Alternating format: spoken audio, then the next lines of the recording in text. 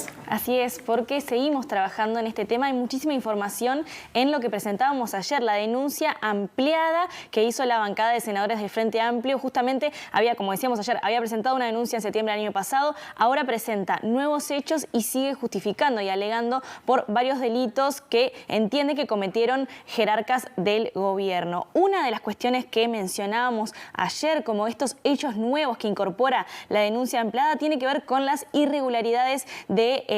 el informe o de la actuación de la Junta de Transparencia y Ética Pública justamente en el tratamiento de este caso. Una de estas irregularidades que denuncian desde la bancada del senador del Frente Amplio tiene que ver con la no incorporación en el informe que solicita Fiscalía que está haciendo esta investigación, solicita un informe a la Junta de Transparencia y Ética Pública y en ese informe no se incorpora el escrito en discordia de la delegada del Frente Amplio en la Junta, Ana Ferraris. Este informe, nosotros accedimos de MB Noticias a ese informe y vamos a contarles en pantalla, están pudiendo ver uno de los fragmentos de este informe que presentó finalmente, luego de que no permitieran que se incorporara desde el directorio de la Junta de Transparencia y Ética Pública, lo presenta a Fiscalía. ¿Qué dice este informe? Dice varias cosas. Por un lado, que en este sentido, y explicando algunas de las cuestiones de este caso, bajo el amparo de la referida ley que aprueba el Código de Ética en la Función Pública, que es de especial análisis y aplicación por parte de la JUTEP,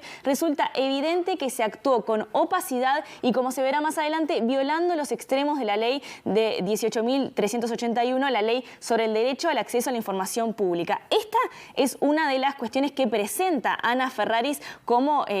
violación y opacidad en la justificación de por qué entiende que el informe que presenta la Junta de Transparencia y Ética Pública a Fiscalía, no es correcto. Analiza varios de los casos, presenta los argumentos de por qué entiende por qué se violó la ley de acceso a la información pública y por qué entiende que se actuó por parte de varios jerarcas del gobierno, en particular del ministro Heber y de quienes están en la órbita de presidencia, pero también dentro de la Administración Nacional de Puertos, con opacidad y faltando a la información pública, pero también faltando a los procedimientos que se deben tener dentro de la función pública. Ella, al finalizar este informe, hace una enumeración de varios artículos de leyes que entiende que se violaron en este proceso de acuerdo entre el gobierno y la empresa Catunas. Y voy a pasar, no los voy a decir todos, pero sí voy a decirles algunos de los que ella nombra como una clara violación de normas jurídicas. Habla de 3 artículos de la Constitución de la República, varios artículos de la Ley de Puertos, artículos de la Ley de Urgencia, Servicios Públicos y Privados, Fomento al Empleo y la Inversión, 2 artículos de la Ley de Defensa de la Libre Competencia en el Comercio, también un artículo de la Ley de Presupuesto Nacional 2015-2019 y 10 artículos de la Declaración de Interés General del Código de Ética en la Función Pública, entre otras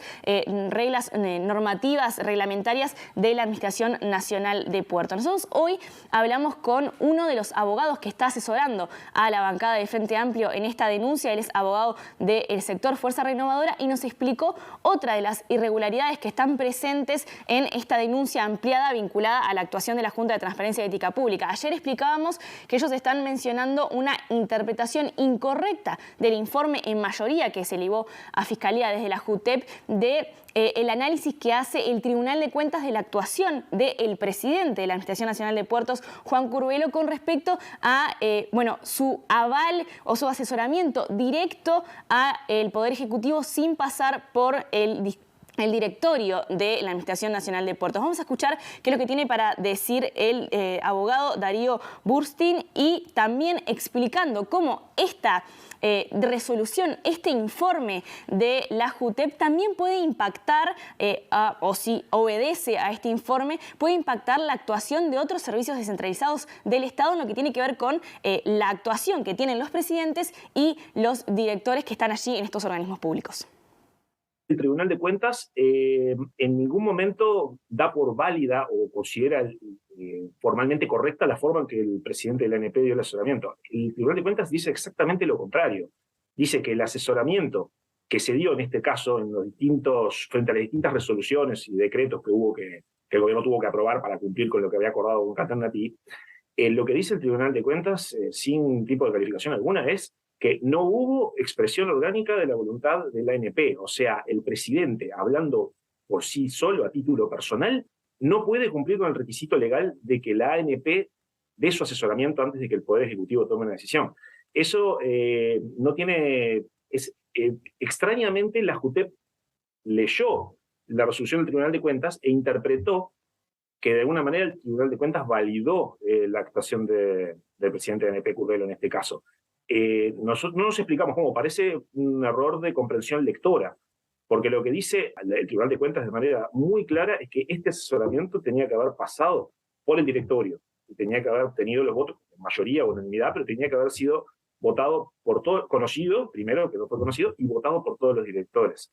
Si la JUTEP realmente cree este argumento que le está dando el fiscal para de alguna manera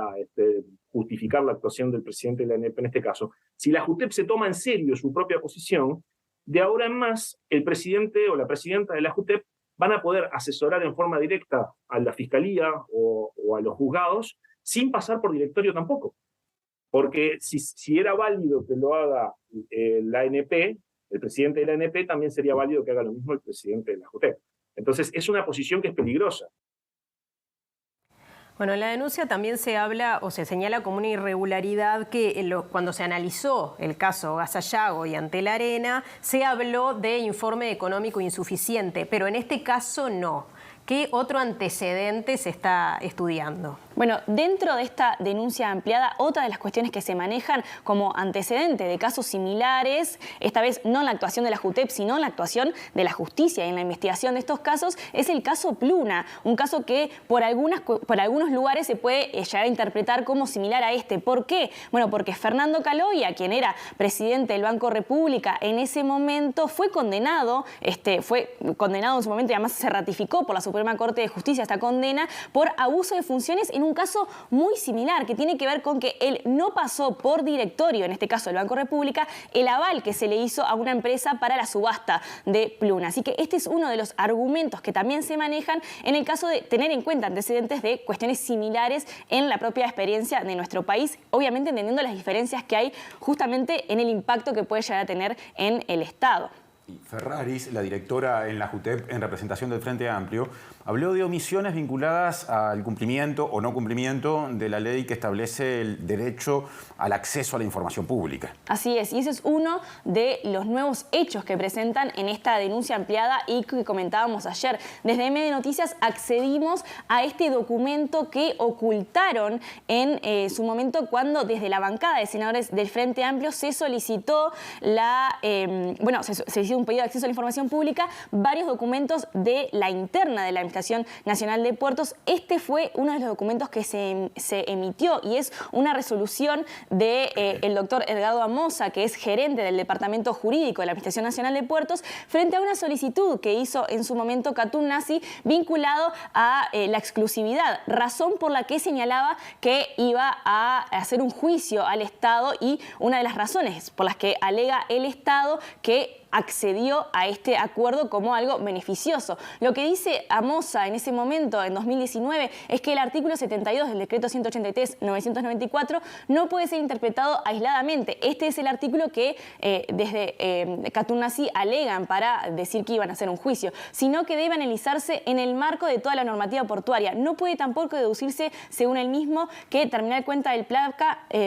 goza de derechos exclusivos o preferentes frente a los demás operadores portuarios, por cuanto tal sentido es contrario a los principios de la ley 16.246. Este es uno de los argumentos que se manejaban dentro de la Administración Nacional de Puertos para no para no darle la razón, digamos, a Katun Nasi cuando hacía estos pedidos anteriormente al cambio de gobierno, pero también de anunciar este juicio al Estado por el que finalmente se llega al acuerdo, y fue uno de los documentos que no se presentaron una vez que se hizo el pedido de acceso a la información pública. Otra de las cuestiones que presentan desde la defensa, y es algo que tiene que ver con el interés público, es cuál puede llegar a ser la ganancia de Katun Nasi según este acuerdo y también en contraste la pérdida del Estado. Vamos a escuchar un informe que se elaboró a partir de un análisis económico que tiene conclusiones vinculadas a esta ganancia. Un informe que solicitó el senador Mario Vergara calcula en más de 2.000 millones de dólares el aumento del valor económico del que se beneficiaría Katounasi como resultado del acuerdo que firmó con el gobierno. Los asesores que elaboraron el informe explican que el aumento del valor de Katounasi se deriva de las ganancias obtenidas, tanto por la extensión del plazo de concesión como por la mejora en las condiciones para la explotación del negocio. Para elaborarlo tomaron en cuenta el contenido del acuerdo y aplicaron una metodología estándar para realizar los cálculos económicos y financieros. El informe concluye que el aumento del valor de Katounasi a partir del acuerdo sería de 2.338 millones de dólares. Esto no incluye las ganancias adicionales que podrían derivarse del aumento del volumen del negocio por la profundización del dragado a las que el Estado se obliga en el acuerdo. Además, la ganancia de esta empresa privada puede significar también una pérdida para el Estado porque representa cuánto se podría haber llegado a obtener en una licitación con contraprestaciones si el contrato no se hubiese dado en forma directa.